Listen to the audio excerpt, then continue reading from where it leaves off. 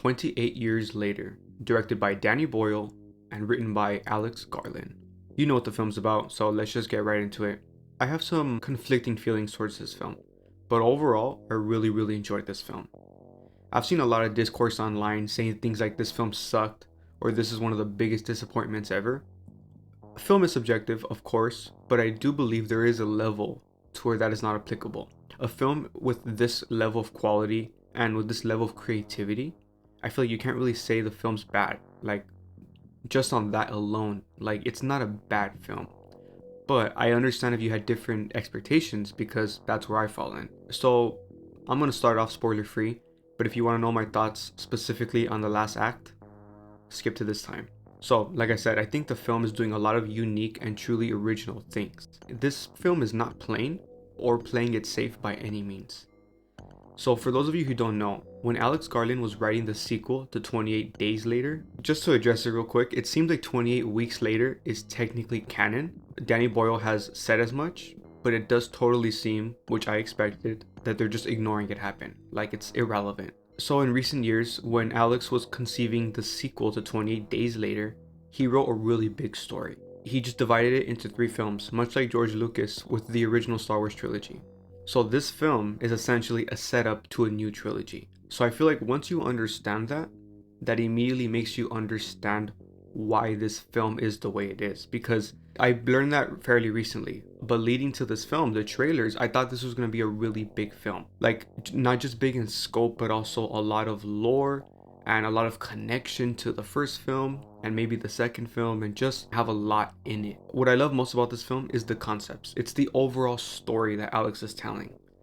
I love how they established the lore of the rage virus, of the infected. They've evolved in these 28 years, and there's different tiers of, they're zombies, so I'm gonna call them zombies.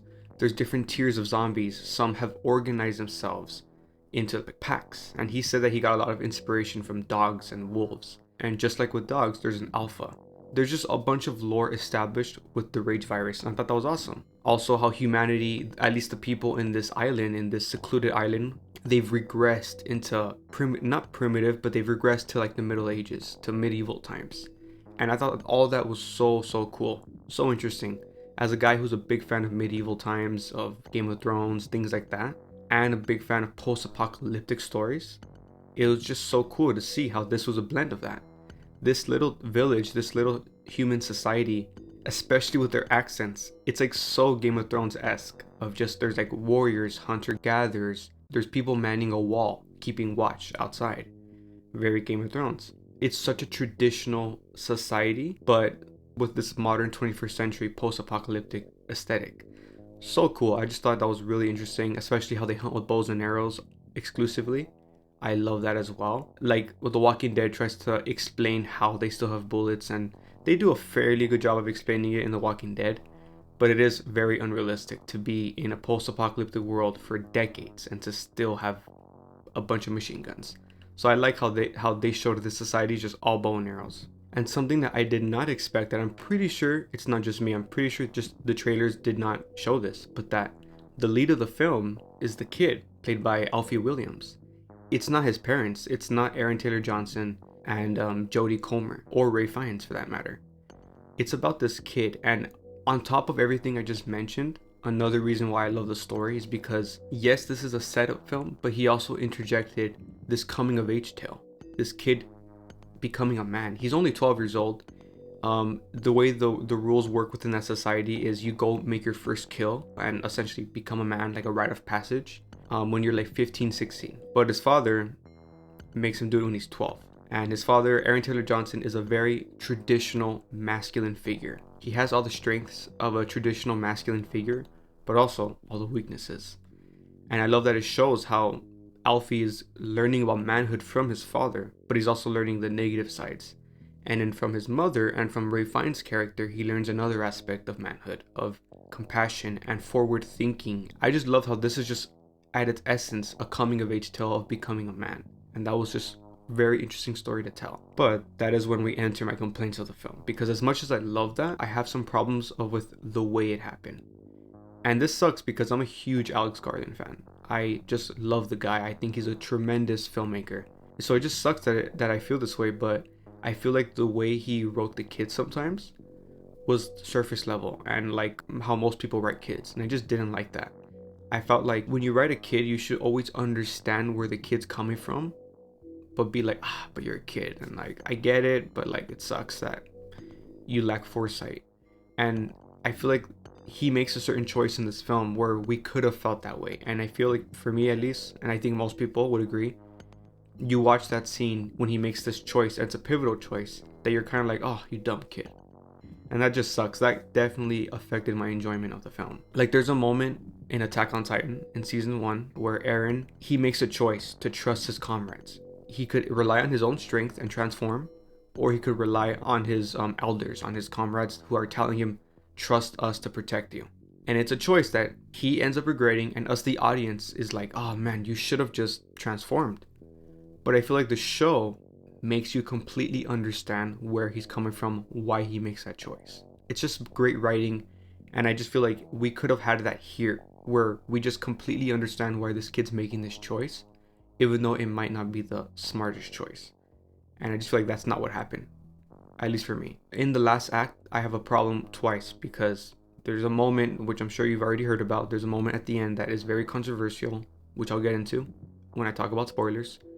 But also, there's a very significant, atmospheric, moving moment that happens towards the ending. And I feel like it happens, and then 10 seconds later, we're in extreme danger.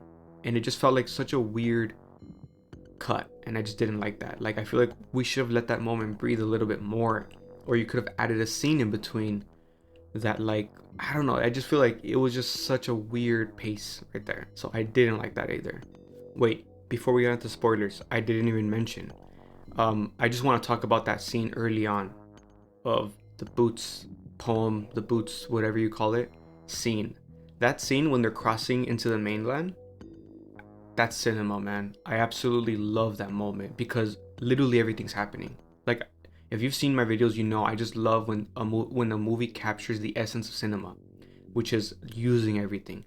The sound design, there's like a bass, the score, and then obviously the audio of a Kipling poem. Like that's just so unconventional, inserting all these things like that. And then while they're it's like dragging out that scene. Like, dude, on the script, I mean, I don't know if how Alex wrote it, but he possibly could have been like, they cross into the mainland, that's it.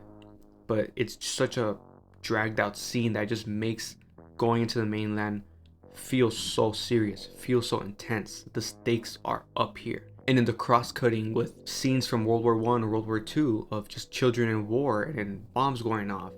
And then I don't know if these are actual stock footage from old films or if they shot these scenes to make it look like old films, but showing like medieval times archers. It's not traditional filmmaking, but I feel like you understand what it's telling you. The regression of humanity going back into these more primitive, barbaric ways. And I just thought that was an excellent scene, and I just love it so much. But yeah, that was really cool. Now, on to the spoilers. Jack O'Connell. Jimmy. So, of course, I think 99% of people watching the film are kind of like, what the hell? As soon as that happens at the end. Totally felt out of place. But isolated, I love British humor. So isolated, it's really funny. Like, it really is. But in the moment, like, I just couldn't get into that. Like, Jack O'Connell, I love that guy. I've been a fan of him since Skins. And he just looks hilarious. He's so interesting because of obviously his backstory established in the beginning of the film. And just the overall aesthetics, the movement, the music, like all of it was just so like WTF, you know, just so funny, so weird. But it just didn't fit. And I just feel like the perfect thing to do was make it a post-credit scene. It feels like a post-credit scene. Like you're teasing more, you're establishing the next film, but it's not quite part of this main story or this moment. So I just feel like, why didn't they do that? Just add that into the middle of the credits or the end of the credits. So that sucks, but it was definitely funny. Power Ranger vibes. I never watched Power Rangers, but I've seen the clips and I get it now. And also the little figure of Power Rangers in the beginning, that moment has double meaning. It's like a nod at Power Rangers for the scene that's gonna come, but it's also very symbolic of this kid entering manhood, you know? But yeah, it should have just been a post-credit scene. It was just too weird because that ending was so epic. It was the music was building, the guitar, the drums. I loved it. I was feeling it. And I just loved how this kid was becoming a man. He's gonna make his own way in the world now.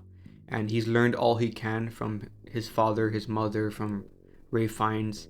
But now he's gonna carve his own path, and it also reminded me a little bit of Vinland Saga, of like he's gonna live out in the woods and learn everything the hard way. I just love it all. And that could have been an epic ending of just this kid reaching manhood at 12 years old.